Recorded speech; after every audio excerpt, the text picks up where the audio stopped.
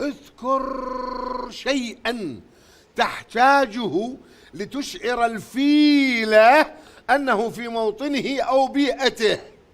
فيل، عندي فيل أريد أحسسه أنه هو في بيئته وفي موطنه، إيش أجيب له حتى أخليه يشعر هو في وطنه أو بيئته؟ مثل إيش أجيب؟ الأشياء اللي يحبها هو. شنو هي وحدة؟ يعني الطعام اللي يحبه. الأكل. الأكل اللي يحبه. الطعام. الأكل الطعام الذي يحبه. خلينا نشوف. موجود، نعم. هيئ له الحشائش، هذا احتمال سابع. وجنة شو تقولين؟ ممكن أوفر له بيئة مناسبة. شنو هو احنا نريد نقول البيئة المناسبة. هن شنو هن 7 كذا كذا كذا، تصير بيئة له يفرح خطية. انفرحة.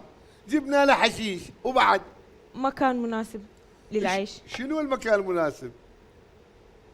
وين اخليه؟ بالشارع؟ يلا. بالغابة مثلا. ها؟ بالغابة.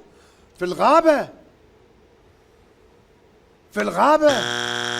هو كان بالغابة وأنا جبته حتى أوفر له مكان.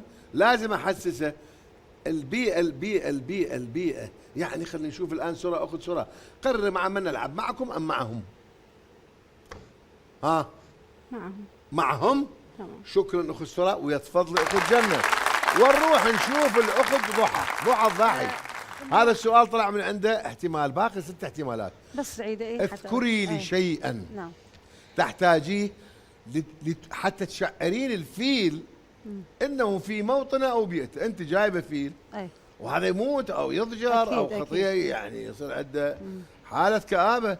شو تخلي له اشياء حتى يشعر انه هو في موطنه؟ الماء. الماء.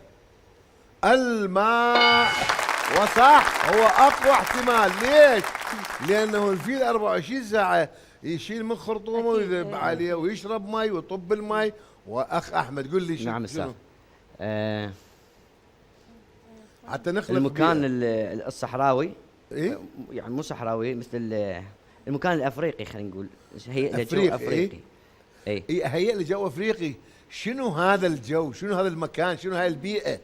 جزء من عندها رد وحده. قلنا مياه وحشائش وبعد.